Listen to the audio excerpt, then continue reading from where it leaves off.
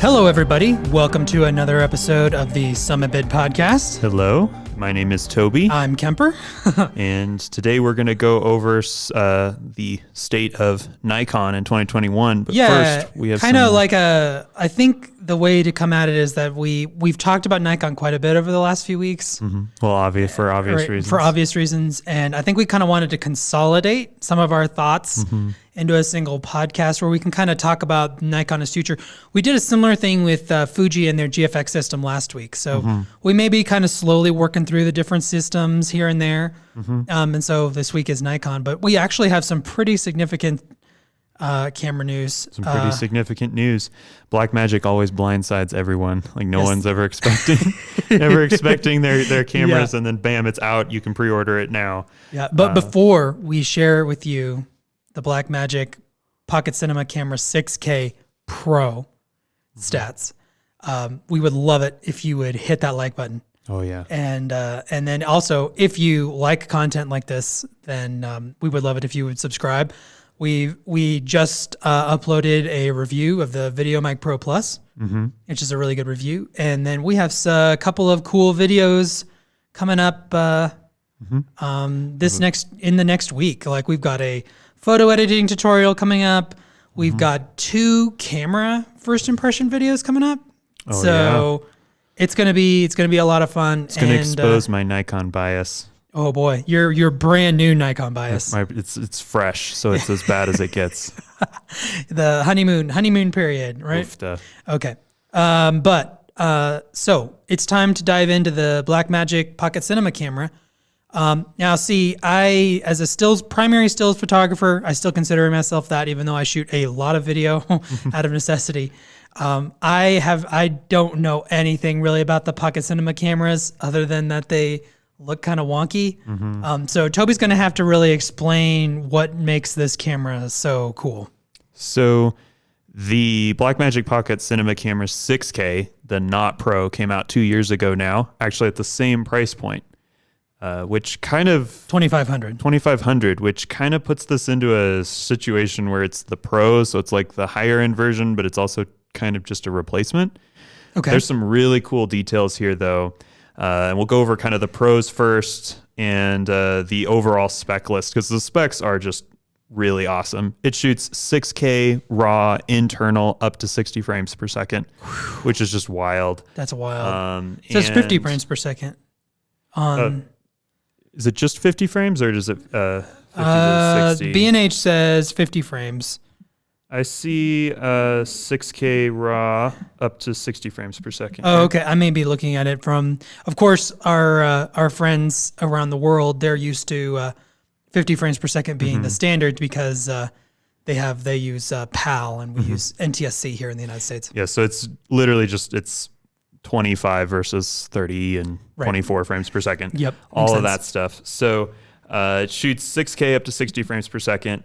Does not shoot it up to 120. There actually was some people thinking that it would do that. I believe that the DP's Journey thought it maybe would shoot that, but it didn't end up doing that, which is kind of disappointing. I feel like 6K at 60 frames per second is plenty of hard drive punishment for me. That's crazy. Especially in RAW, which is just really fun to have that kind of flexibility. It does not shoot 4K RAW. A lot of people were upset about that. It only shoots ProRes 422 HQ, so it's downsampled, I would assume. And it shoots that up to 60 frames per second. It appears. Let me see. So what RAW does it shoot? 6K RAW? Shoots just 6K RAW. That's it. Okay, that makes sense. Does not shoot 4K RAW. And my guess is they'd have to crop the sensor, which is a Super 35 sensor, so they'd have to crop it down even more, and they may just not want to do that, or they feel like you should just buy their dedicated 4K RAW camera, which I'm curious to see if that gets a Pro replacement as well. The camera body itself is kind of a DSLR design, and they've made a lot of improvements here. This is where the differences are really gonna pop out.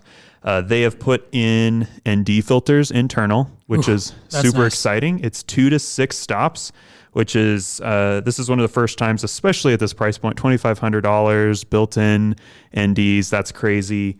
With buttons on the back to control that. It's a chunkier camera. I believe I heard it's nearly the same or is the same width, so this way, but it's quite a bit taller. Okay.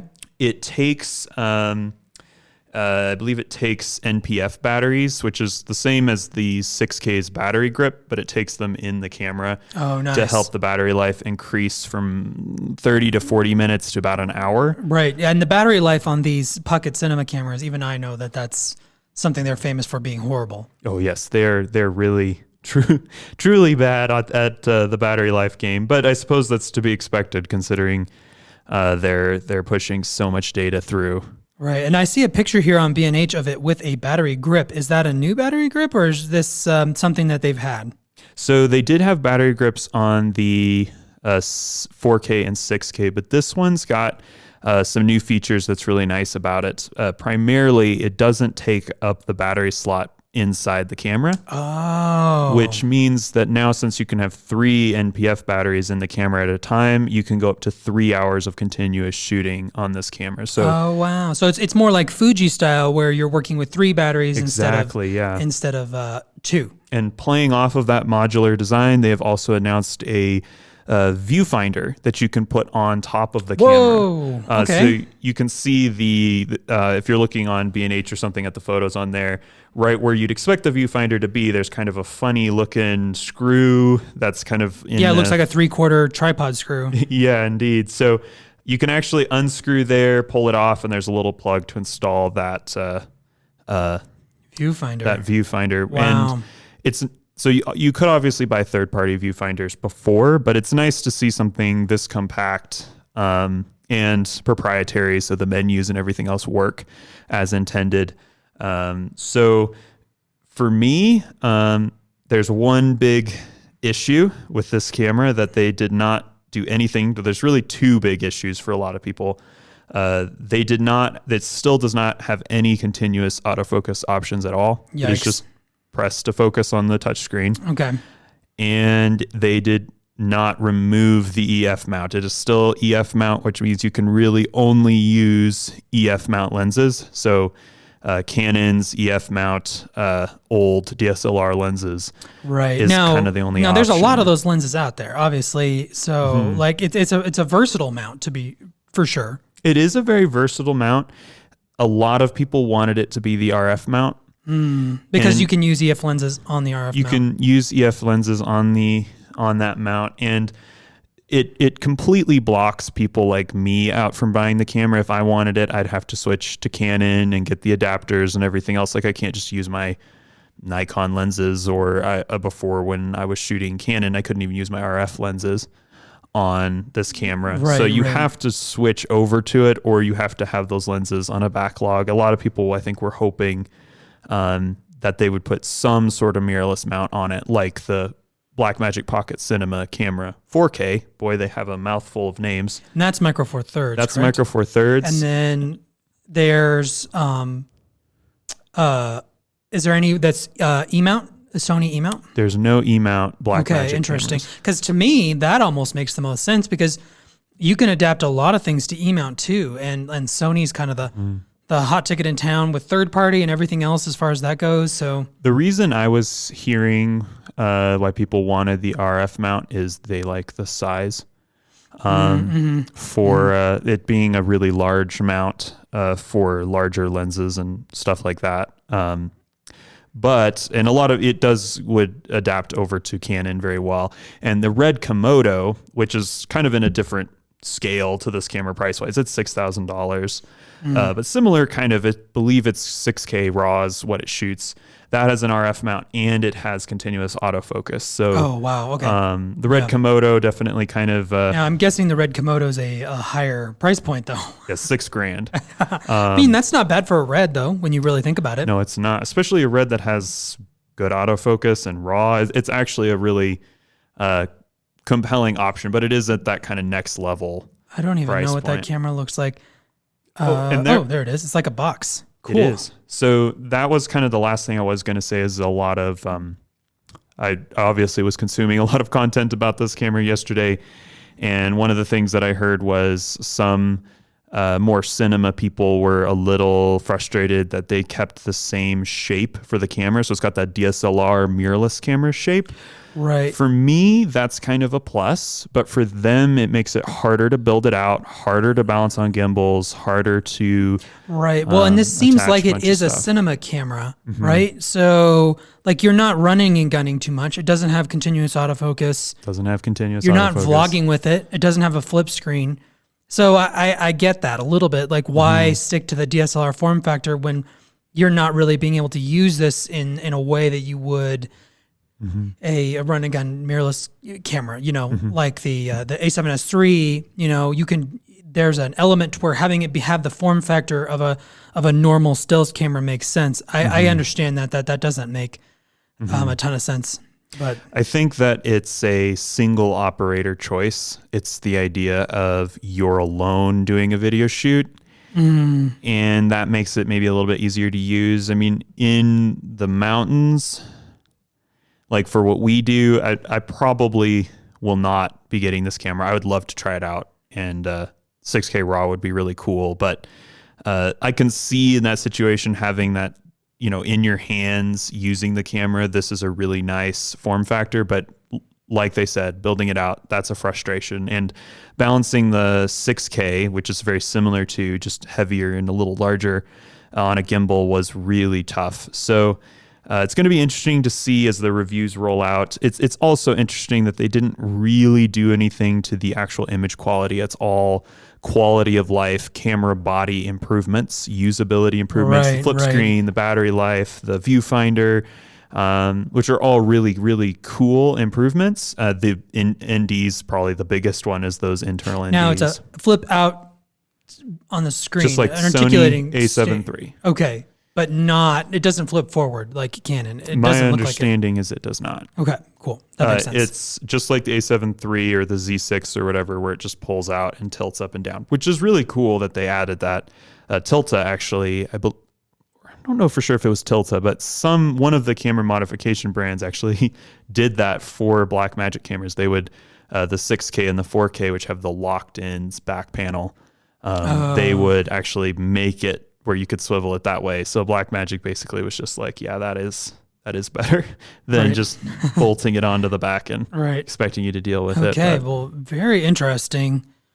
Let us know in the comments if you're planning on getting it, or if you aren't, maybe what the deal breaker is, because that price point's kind of wild. Most videographers could at least consider it, which is different from a lot of other cinema type cameras. Right. Like, okay, but I look at this and I'm like, the R6 is this price. The Z6 II is this price. It's cheaper. Yeah. With the RAW upgrade and the Ninja and everything else. Like, there's a lot of cameras that are very similar. Why would you pick this camera? Like, I'm saying this from a somewhat, like I only shoot hybrid. So, like, I'm just kind of curious as to, like, I mean, I guess the 6K, I'm looking at it, the built-in ND filters, these are some really cool things.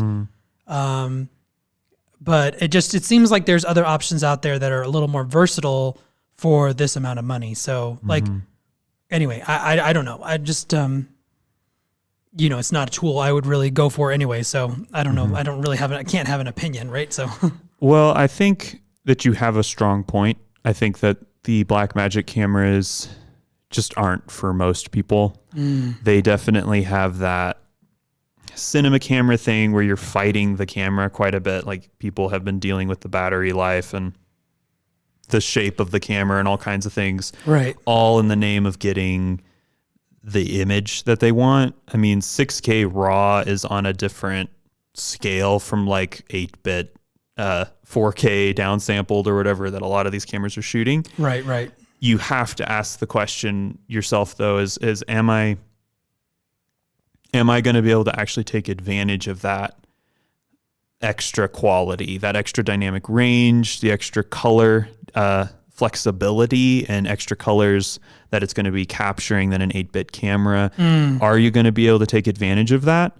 And for me, I would love to have this camera or a camera like it as another tool in my toolbox if I had the budget to have it. Okay. I would love to have something like this for shooting documentaries and shooting some of those things where you really want to flex hard on the quality. You want some cropping power. You just want the best image you can afford. And that's what Blackmagic's done from the beginning, from the original Pocket. It's been about giving you the best image quality. Okay. And all right. at a cheap price. Because with stills cameras, there's ways to get high resolution or higher resolution without spending tons of money. All stills cameras shoot RAW. Right, that's true. Not all video cameras shoot RAW. Yeah, that's true. And, you know, there are some projects I could see really enjoying this camera on. I think that I would only be able to have it as another camera in my bag, though. And I think it's that way for a lot of people. But of two lands, a fairly small but sizable YouTuber, he uses the 4K and 6K. Oh, interesting. Of two lands. For his work. And I've loved the way that his image looks. A lot of that is going to be his processing, his style, his own thing. But some of it does come down to the fact that he shoots RAW and puts in the effort. He released an Antarctica series recently. And he actually was shooting on the Blackmagic 6K. And the EOS R was his two cameras he was using. Oh, interesting. A portrait of Antarctica. I see it right here. Mm-hmm. We will link this in the show notes. Indeed. And you should definitely go check him out. I feel like he flexes the camera well. You feel like the image looks sharp, but not ridiculously sharp. He flexes the colors well.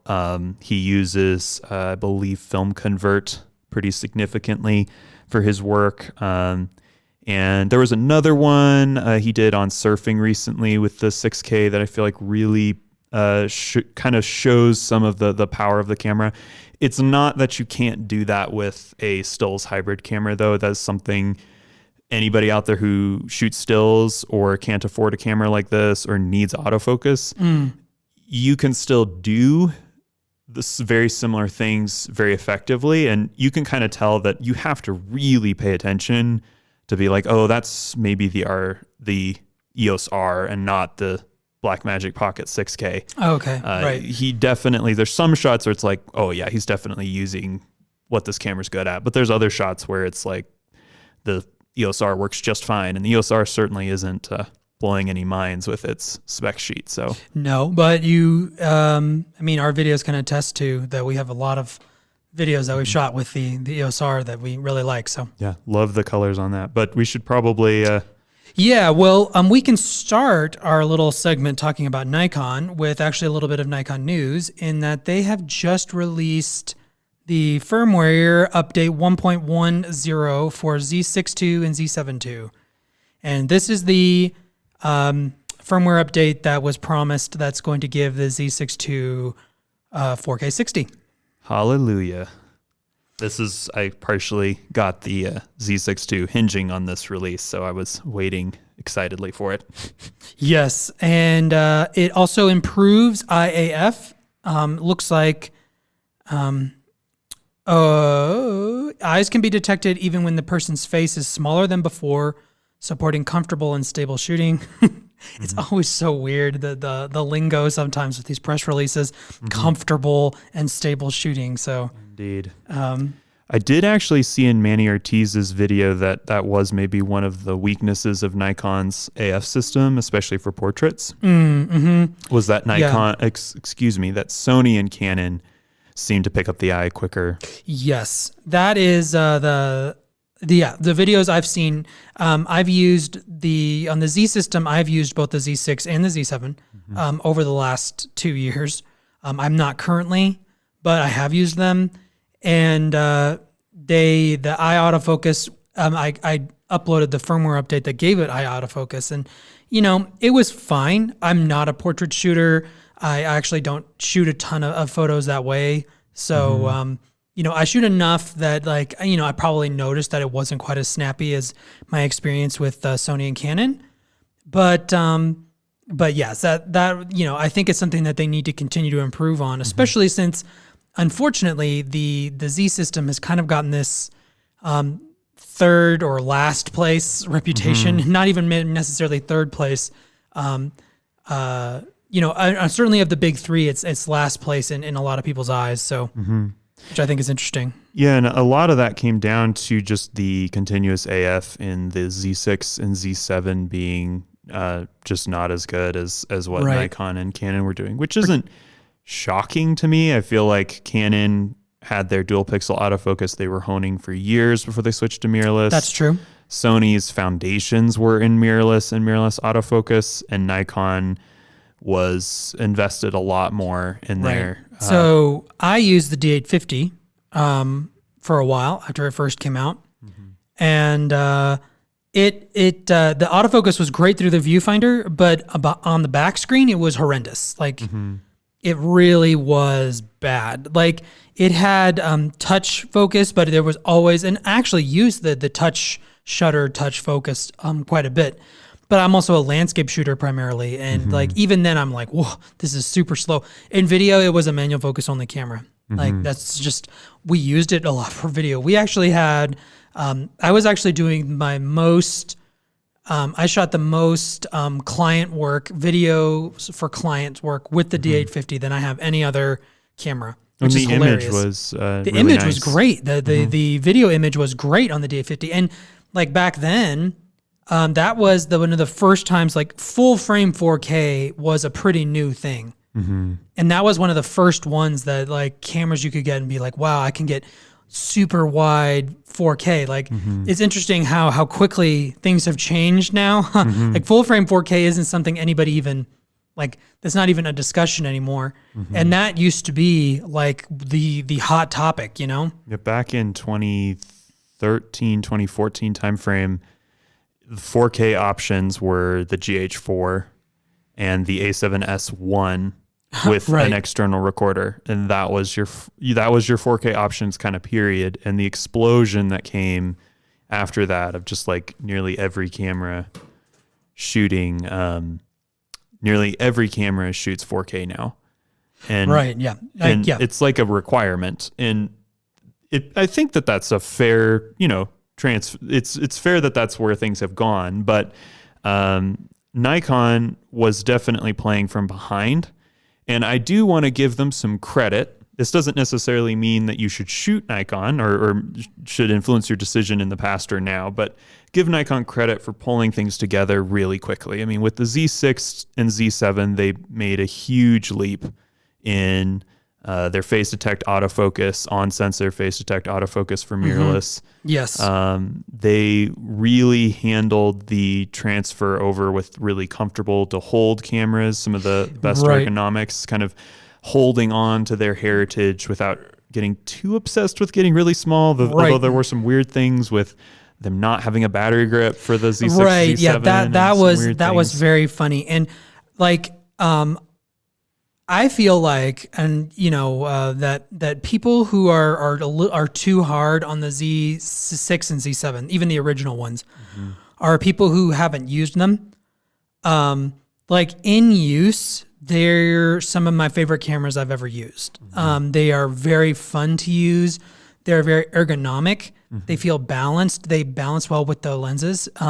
There's just something about them. And what's funny is that their form factor isn't that different than Sony. Which that to me, like, I've ragged on Sony's ergonomics probably ad nauseum to a lot of people, but it really was something that was frustrating because I'm like, here's the Z7. It's the same size as the A7R4, and it is so much more comfortable to hold and use. Like, I don't need a battery grip with the Z7, whereas with the A7R3 and R4, I really felt like I needed it. And so it's like, it's subtle little things. It's button placement. It's the grip shape. It's honestly like the way that the mount is. I think that it's just not as comfortable. And it's just like ergonomic is like Nikon has a history of creating cameras, and so does Canon. Sony doesn't the same way. And so I just don't think that they approach their ergonomics as important. I don't think that they probably in their development process look at it as important as Nikon, because when you pick up a Z7 or a Z6, it really is a wow. Like this is so much more comfortable, especially if you're using a Sony at the same time. And what's interesting is that I was using, so I never used the Z6 and Z7 on their own. It was always in parallel with Sony. And you know, it's a long, kind of a long story on how all that developed. But so when I would use them together, part of the time it was with the R3 and part of the time it was with the R4. I always just enjoyed using the Z7 more. I didn't have any telephoto lenses for the Nikon, so it was always going to be that more standard or wide angle focal lengths that I used the Z7 and Z6 with. So, you know, it kind of over time turned into where my longer focal lengths were Sony, and then I was using the Z6, the Z7 and the excellent 2470 2.8.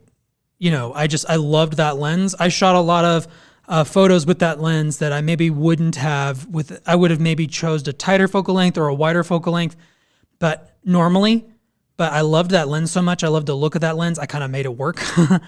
So, and there's very few, especially zoom lenses. I've done that with primes, but I don't know that there's been any zoom lens that I'm like, go out of my way to figure out how to use in a situation. So. Yeah. And I think that with Nikon's Z system, something that can kind of get swept under the rug is the lenses that they're releasing. Yeah. Because obviously they may not have all the lenses you need yet, although they now have the Holy Trinity. They have a lineup of 1.8 primes and believe it's a 1.2 50 mil. They do. They have a 51.2 and then a 56.095 Noct, which we've kind of kicked around quite a bit because it's a little bit of a ridiculous. I would love to rent that lens and use it for a very specific shoot. Like an astrophotography film used the 20 mil 1.8 and the 56 0.95. That would be a really fun combination. Stay tuned. Subscribe for that this summer. I'm going to drop like $300 just to rent it for 3 days. Right. I think that the fact that Nikon's stepping up their game, they made some really good f-mount lenses right at the end, but I think that they were always fighting the f-mount. They were. Canon decided to switch from FD to EF. Right, in the 80s, late 80s, 80s. Made a lot of people super mad, obviously, and Nikon was like, no, we're not going to do that. I think that they really were paying for that in the lens designs. I think that they had a harder time making them as good as Canon was able to do. And right. I mean, they were sharp. There was some limiting, and it has that. I mean, if you've ever used a Nikon DSLR, that little mount, it just feels small, as similar to the E mount, the Sony E mount. And I can't help but wonder whether, you know, in 10 years, whether Sony is going to be feeling that as well. Because part of the advantage of the Z system is this new mount is significant. It's huge, for one thing. It's huge. And it seems like the image quality that you can get with it because of the distance and the way you can make your lens design is over time going to be game changing. And I can give an example of this. So one of the lenses I've used with Nikon is the 24 to 200 travel zoom. I believe it's f4 to f5.6, so it's a variable aperture. This is not a lens I would normally use. It's the size. It's smaller than a 2470 2.8. It's a 24-105 size is what I would say. Maybe even a little smaller. Maybe even a little smaller. Smaller than the Canon RF one, because I had that right when you were kind of testing that lens out. That little lens was super sharp. You can take professional landscape images with that lens. And that's coming from someone who's I'm both a lens snob and a sharpness snob. And I'm like, I could use this lens. Like, this lens is great. Now, Nikon's not the system I'm in, and that's right this second. And there's a lot of reasons about that. Their telephoto game isn't awesome. Well, they just don't have any. They just don't really have any. They have the 70-200, and then you can adapt. Yeah. But I think I'm always going to have kind of a soft spot for it, the Z system, and now that you're in it for video, which I think is going to be interesting to a lot of people. I'm sure a lot of people don't understand, but actually Nikon, it's my favorite video shooting experience, especially particularly because I am a hybrid shooter. So Canon's video is probably better quality overall, like on the R5. If you're comparing the R5 to the Z7 II or the Z6 II, it's in a little bit of a different plane. It's also in a different price bracket, to be fair. It is for sports and video shooters, but a really interesting point is the Z7 one, if you need just accurate single point autofocus, like for a landscape photographer potentially, you can save almost $2,000 and get the same resolution, more or less. Right, the same. And I actually raised this point in my a couple weeks ago. I published a video kind of going over the R5, the Canon R5 for landscape photography.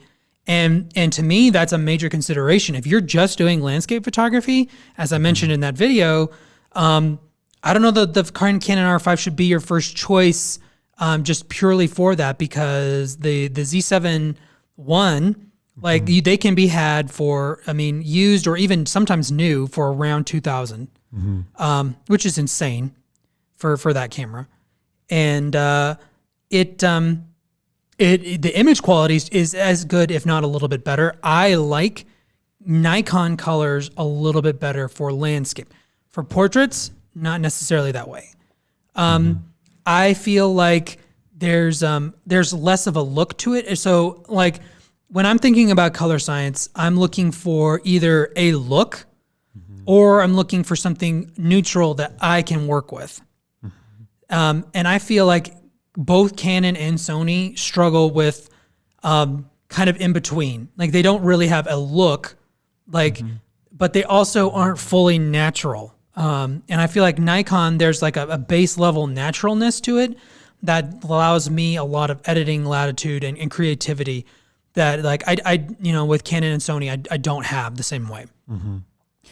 Yeah, I think it's going to be really interesting to see how I end up growing with the color science, because I am colorblind.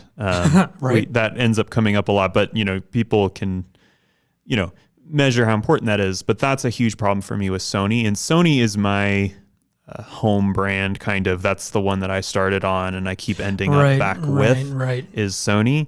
And their purple shadows in particular give me trouble because I don't really see them. I think I see them as more pleasant than other people see them. That's true. That ends up feeding out a result that looks good to me, but not to other people. Do you think you'd have that trouble with the S3? I question having that problem with the S3. Now, like you mentioned last week, the S3 is probably that was out of your budget to add. It was out of my budget in this situation, but I would love to try the S3. Because people are going to be commenting down below, well, then why didn't you go with the S3? The S3 doesn't have these problems, And that is that's something we talked about when the S3 came out. That is a hilarious phenomenon with camera gear. Is that when a company fixes an issue in one camera, for some reason people feel like they fixed the issue with all their cameras, like they don't continue to buy them. Like a great example of this would be is that like a lot of the things that Sony did fixed with the A7S III, people are like, oh, well, Sony's fixed it. And I'm like, the A7 III, the original A7 III hasn't changed. The R3 hasn't changed. The R4 hasn't changed. The 6600 The 6600 didn't change. Like it's not this magical thing. All of these cameras out there that are available and options that didn't change. But in people's heads, they're like, oh, Sony fixed it, so we can move on now. They have flip screens now. We can move on now. They have 10-bit internal. We can move on now. They have 4K 120. Right. I mean, that is definitely a phenomenon. And Canon has done that to some degree. And I think all these companies do that to some degree. I mean, autofocus gets fixed in a camera and people are like, oh, well, we can move on because they fixed it.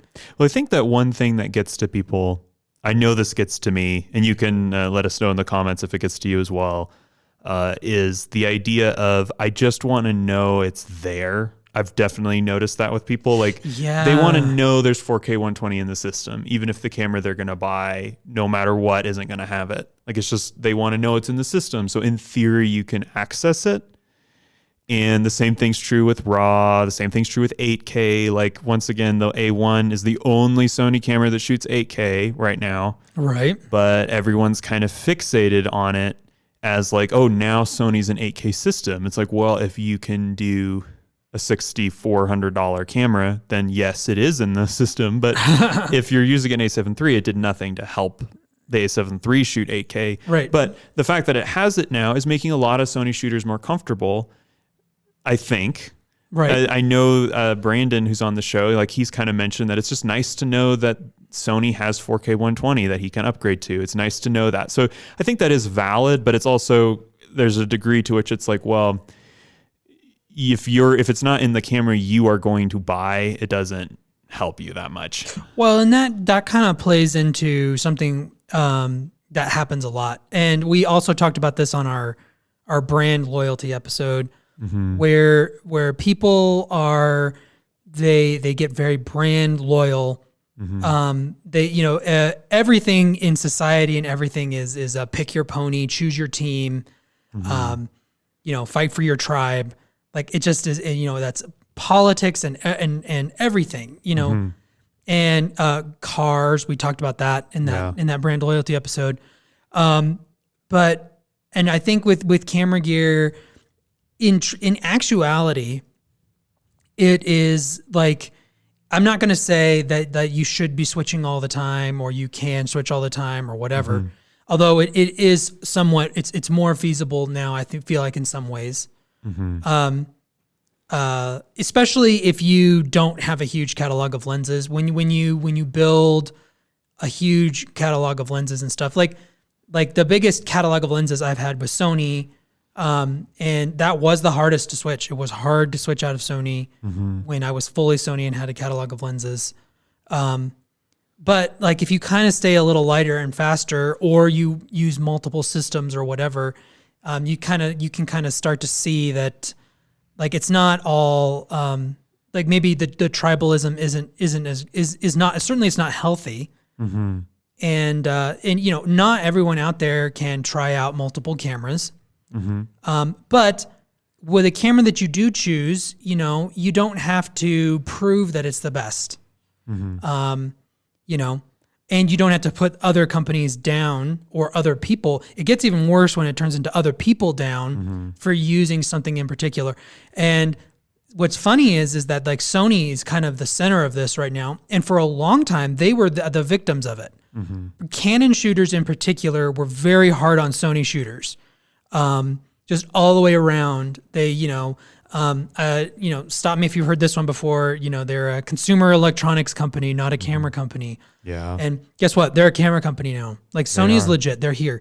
But what's funny is that now, the Sony community is in a little bit, and they're probably reacting out of the fact that they, especially if you were an early Sony adopter, like, now they're kind of top dog. It's hard to argue that they're not, like, the top dog system.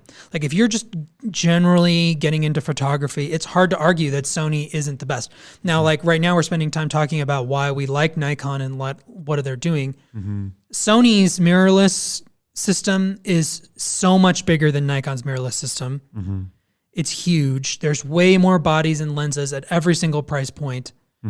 You've got a larger catalog of native lenses, for sure, which is so interesting to watch that happen, because it was always Sony's big issue for so many years was it didn't have lenses, and people would just critique it to no end about, like, not having the lenses. And now, while I will give Canon and Nikon a lot of credit for being a lot more timely with their lens releases. I mean, they both have Holy Trinities out like about 2 years after launching. Canon was the under system. 2 years. Nikon, was a little over 2 years. A little over. But they've released lenses very poignantly, and Nikon has a full 1.8 line of primes and stuff like that. So they've done a really good job, but Sony, has the lead. I mean, they have the 24-1.4 that the other camera companies don't have, and the 21-8, which Nikon has but Canon doesn't. Right. And they have the 12-24 now, which is a kind of a new lens. Of course, the new mount, the larger mount, maybe this isn't the reason, but I think it is, has allowed Canon to produce the 28-70 f2, which is something Sony hasn't been able to do that yet. Right. Nikon is kind of flexing with their, the lens that no one can get, the 56 0.95. But the point is that they're showing that their mount has a future. Right. And I think that a lot of people they see that Nikon's moving their production out of Japan, and they see that everything's being made in Taiwan now, and all this different stuff that's going on with Nikon as a company, and they start thinking Nikon's shutting down.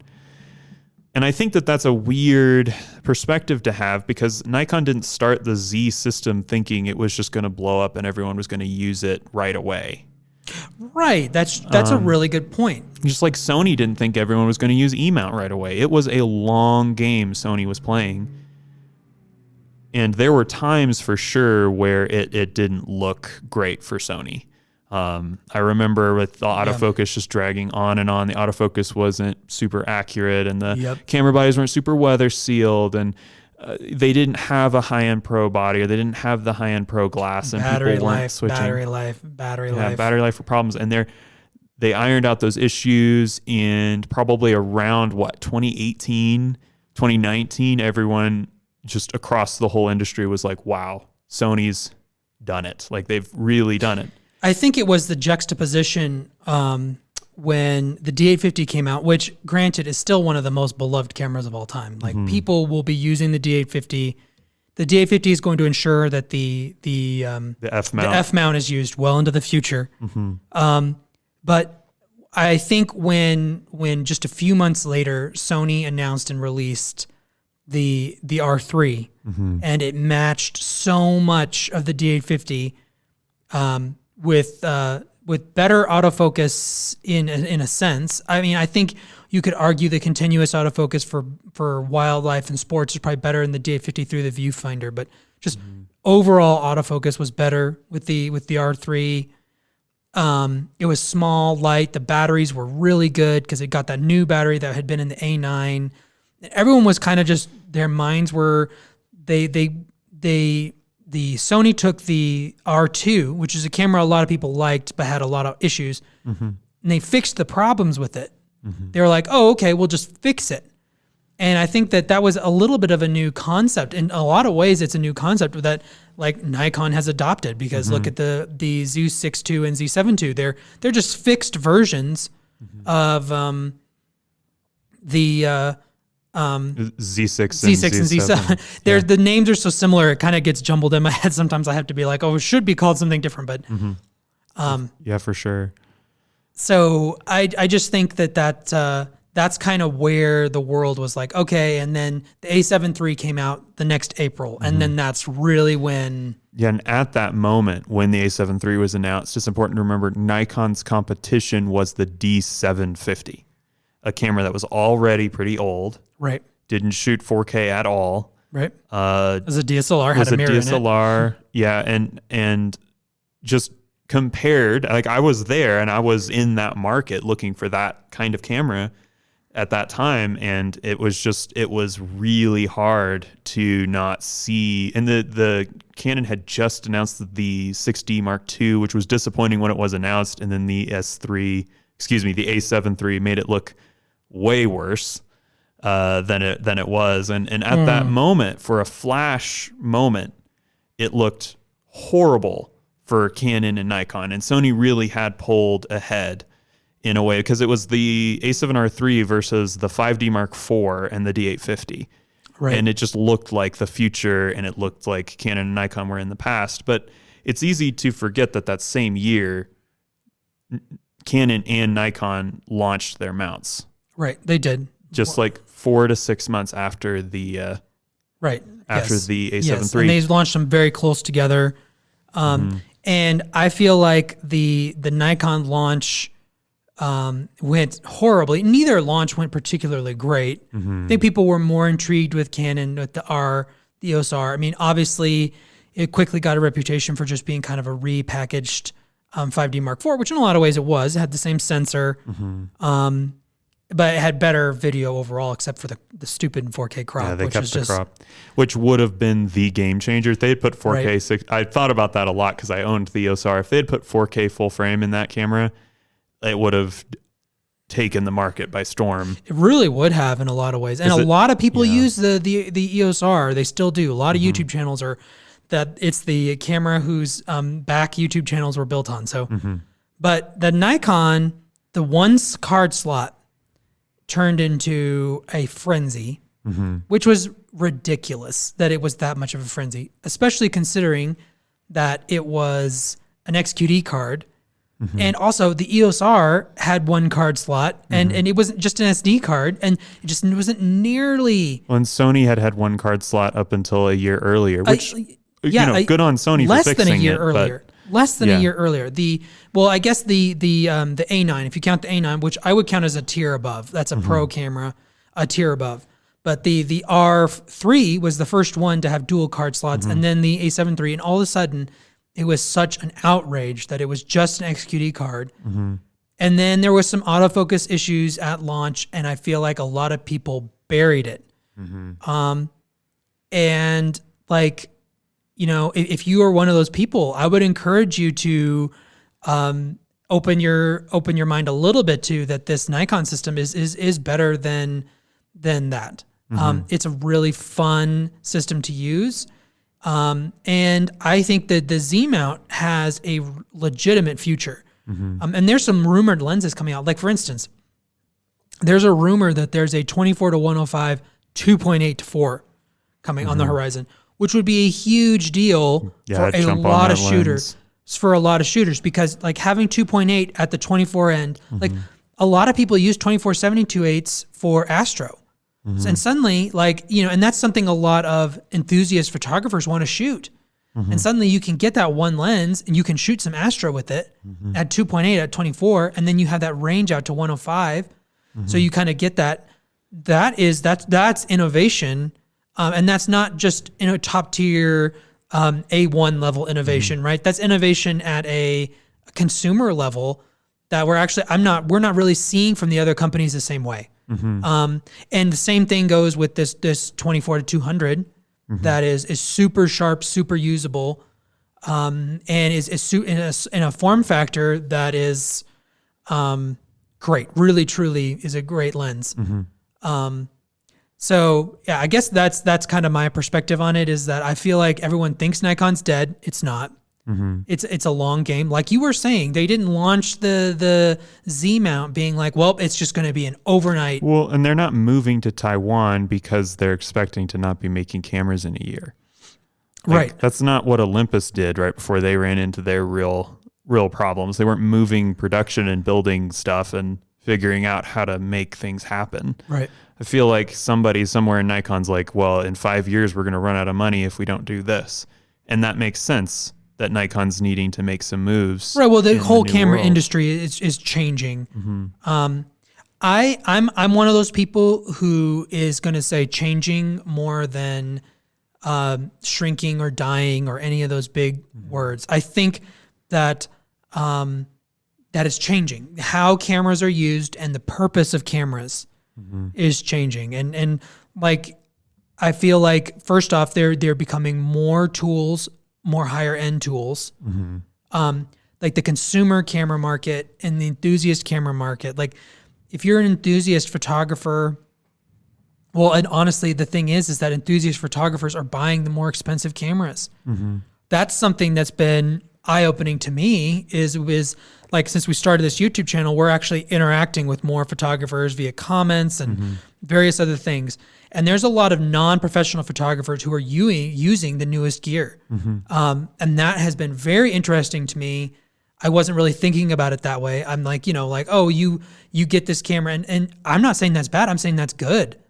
For one thing, it's going to make sure that cameras are going to have a lot of really great pro features if they can count on not just pros buying them. Yeah, like, and it's going to keep the price down a little bit. Yeah, but that's my other point, is that I think that that enthusiasts are paying more for them.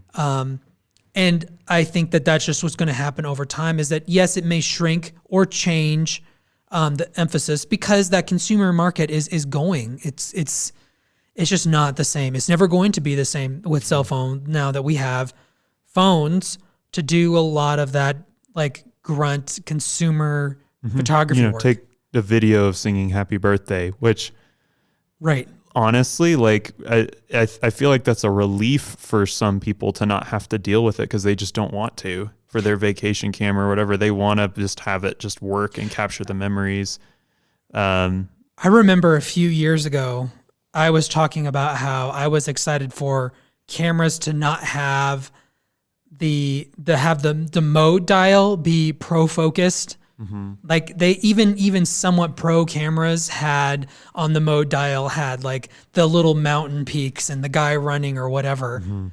And I'm like, at some point it's just going to get that, those are just going to go away, and they are completely gone. They're just not even a thing anymore. The Z6s has an auto mode, which makes sense. And that's it. Everything else is the exposure modes and custom user settings. Right. Which just shows that they're expecting you to invest a lot of time and energy into figuring out how to use your camera. And honestly, I've heard people say they've got to get easier to use. If camera companies think you're going to spend a lot of time figuring it out, I don't think they're going to optimize for ease. Well, and I think it's look at who's buying the cameras now. It's enthusiasts and professionals. Like they're buying a lot of cameras, and they're the people who are camera geeks and all of this stuff. Like, we're both camera geeks, major camera geeks. Oh yeah, for sure. And like we spend a lot of time, and we want it to be super customizable and honestly super complicated. Like that's actually something that we kind of like, is the complexity of dialing it in and all of this stuff. And so I don't think that they have to get simpler, because like, it's, there is a ceiling on what cell phone cameras are going to be able to do. Right. Well, there's a ceiling on what people want them to do. I feel like, I feel like a lot of people are like, oh yeah, the 12 Pro Max has like a super cool camera, and it really does.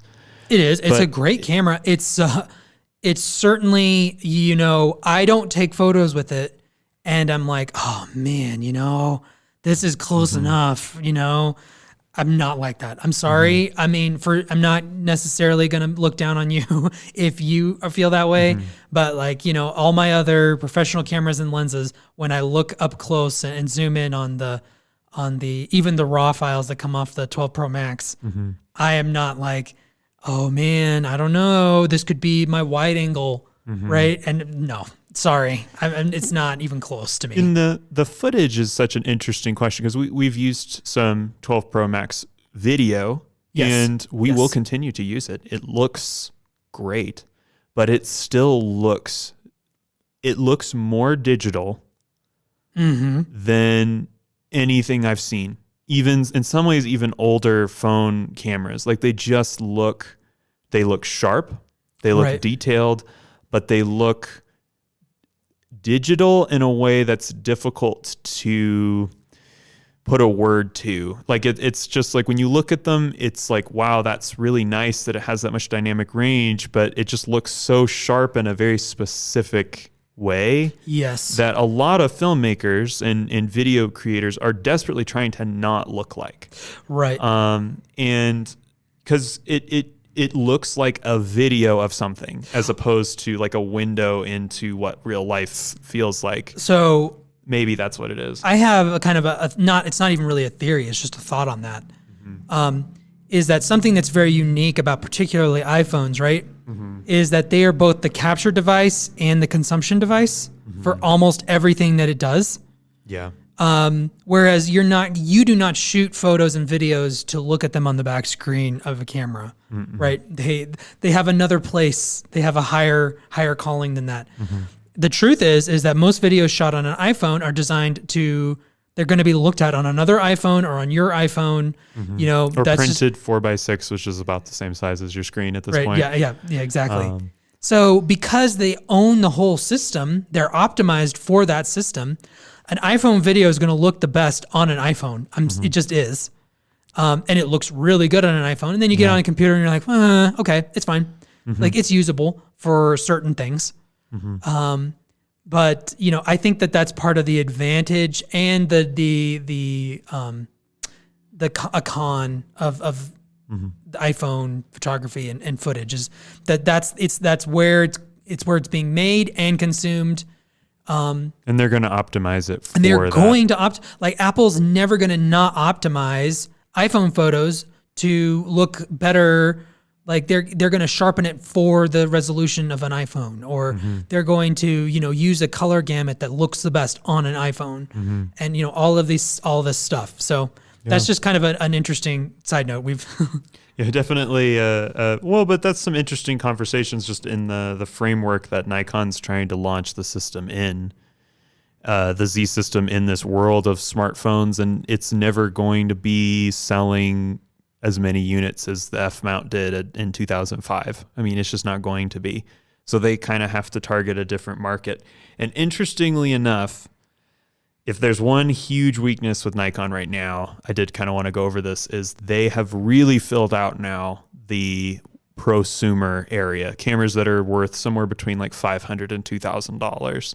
Like they have so many options. You've got within that price range, you've got the Z50, their APS-C camera. Right. You've got the Z5. You've got the Z6. Z5 and Z6 are weirdly very similarly priced. I don't know, like that's just a weird kind of quirk of the market right now. Z5s and Z6s, original Z6 to be clear, are about the same price. And then you have the Z7 and the Z6 II right now are hovering on that high end of it. Yeah. High end of that $2,000 price point. And then above that, you have the Z7 II, and that's it. You don't have anything else Z mount that's higher than that. And to be honest with you, you have the D6, which was disappointing when it was announced. Oh, such a disappointment. Such a disappointment, especially when Canon came out with the 1DX Mark III and really did some interesting Honestly, things. I feel like with the D6, that was a giant why bother. Like for them, like I feel like, and you know, maybe it just was in the development cycle so long by the time they realized that it was going to be a completely irrelevant camera when it hit the market. Well, and they wanted to get something for their Olympic shooters for 2020. I feel like the Tokyo Olympics in 2020, which of course, like we don't need to explain all that. Why that was a disaster. Indeed. But I think that the Z9 or Z1 or whatever it's going to be called is on the horizon. I'm going to be very interested in how it matches up against the A1. I think one thing that's rumored that's going to be a difference is that it's going to shoot 20 frames per second mechanical. So not electronic, mechanical, whereas the A1 only shoots 10 frames a second mechanical. And like that there's going to be a segment of shooters who are going to be drawn to that. They just are. And then, you know, we can argue all day long whether Sony has made mechanical shutters irrelevant. I don't think they really fully have. They've certainly become the closest that it's ever been. But I also think that mechanical shutters are here to stay for certain applications. I don't know that electronic shutter will ever completely replace it. A year from now, I'm going to play this soundbite and be like, well, what an idiot. But I think there's a certain thing with mechanical shutters that like is just important. So I wonder if it's one of those things where it's a mechanical thing that isn't necessary, or if there's a level of just this sounds weird, but just hearing the camera actually take a photo is something that people may really always kind of want their camera to do. I don't know how far we are away from the first camera that doesn't have a shutter. Doesn't have one at all. Doesn't have one at all. A physical shutter, of course. Mechanical, right. Mechanical. So they need... So one thing I think Nikon needs to do is obviously the Z9, Z1, their pro camera. But I think that there's a gap there that's kind of awkward, because the Z7 II is I think competitive for landscape shooters, portrait shooters. Hopefully this eye autofocus game makes it even better, but their autofocus in firmware 1.0 It's on the competitive Mark because of its IIs. price point. It's very competitive because of its price point. It does have nice video specs as Right. well. It shoots, you can get it to shoot RAW, which is really cool. You have to pay for the firmware update. So, video, it's definitely not a slouch. It's no R5. Right. But it is that notch cheaper. I believe it's $500 cheaper than the R5. I'm actually looking up what they sell for. $3,000, isn't it? Oh, yes. Yeah. It's $900. $3,096. So $3,100 Oh, it's $3,100 on B&H right now with an FTZ adapter. Oh, nice. So, $29.96 without the adapter. Sorry, So it's $3,000. So it's $900. So it's $900 cheaper. It's a great camera for $900 cheaper. Same resolution. Right. As someone who's used the R5 a lot and used a Z7 I, like it's right in between there. Like that is a sweet spot. So yeah, I should. And it has dual card slots now. A lot of these issues have been solved. So anyway, I think that was our goal setting out here is to kind of be like, hey, at least pay attention to Nikon to some degree. I don't think they're going to lose out totally. I think that we're going to see a resurgent with them. I think it may be a year, it may be 2 years from now, but all of a sudden people are going to be like, wow, look at Nikon. They are legit. That Z mount you can do so much with. And like, the camera bodies, they will have caught up on autofocus because they will catch up on autofocus. Like that's just, they're having their issues now. Like you said, they started behind both Canon and Sony. They will catch up. It will be indistinguishable. And, Nikon brings a Nikon-ness to it. Like a camera nerd, a design philosophy that like, if you get it, you get it. If you don't, you don't. But Nikon definitely has that factor. There is one thing I think Nikon should release, and I'm kind of asking for this from Nikon. You've made your A7 III competitor line, your A7R competitor line, right? They have those two lines. Make an A7S line competitor. Make a camera where people are kind of, well, first of all, make it shoot 10-bit internal and have N-Log actually work internal as opposed to having to use an external recorder. Maybe even do raw internal, but I don't think that's necessary. And put 4K 120 in there, and put a flip screen on it. Do those things that you already have in your system, things we already know you can do. We know they look good. 4K 120 is a maybe. Okay, yeah, 4K 120. We don't know for sure they can do that, but they need to be able to do that at some point. Right. Release that camera, and people will take the whole thing more seriously. Because I don't think very many people are too on the thought that they're not okay for stills. I think that there's this idea that they're worse for video than they actually are. And there are some holes, like they don't shoot log internal. I love the flat profile, and we'll talk about all of the details about shooting video on the current ones in other videos and on other podcasts. But that camera would be a huge step in the right direction with Canon and Sony pushing so hard on those video specs. People aren't even seeing that the Z7 II is very similar. They're just seeing that it doesn't have 8K and it doesn't have 4K 120. And that's a problem for Nikon. They need people to see, even primarily still shooters, that they are at least in the game video-wise, which they are in the game. They're not as confined as Canon and Sony with video.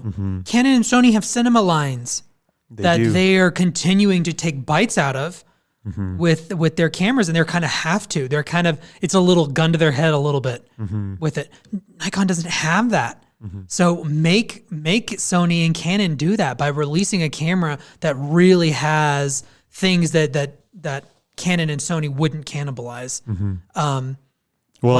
Release a camera, like they could beat Panasonic so fast. Like the camera I just said beats anything Panasonic has because they've got good autofocus. And their video autofocus is not as much of an issue as theirs. I've really liked it so far. Stay tuned for the video that is going to come out in just a couple days. It may even be out, like it's coming out so soon after this podcast that is probably like you almost certainly will be able to watch it, and we'll make sure it's linked. Where you talk about like some of your discovery of the autofocus stuff with the Z6 II. Z6 II, take it out in the snow and test out that weather sealing, which was a huge part of why I picked it up. But All right. I think that's all we have time for Yeah, today. really, we are out of time. Thank you so much for listening. We appreciate our audience and our listeners. And again, if you like this video, please give it a like. And if you made it this far, you either really liked it or you really didn't yeah, like exactly. it. Yeah, So as we're learning. Indeed. And then subscribe for a lot of this content. We're going to be doing a lot more outdoor content soon. As we mentioned last week, we just have not been able to get outside much, especially into the mountains. The avalanche danger in Colorado has been bonkers. And the storms and everything the weather else. the last couple of weeks has been It's for everybody. Everybody out there probably has been experiencing some of this wacky weather. indeed, But Colorado has not been, so we just have not been able to get out. But we want to get out and do more outdoor stuff and not just camera gear all the time. But when you're stuck indoors and you like camera gear, guess what winds up happening? Indeed. So All right. anyway, we appreciate you listening, and we will see you on the next adventure. Indeed. Bye.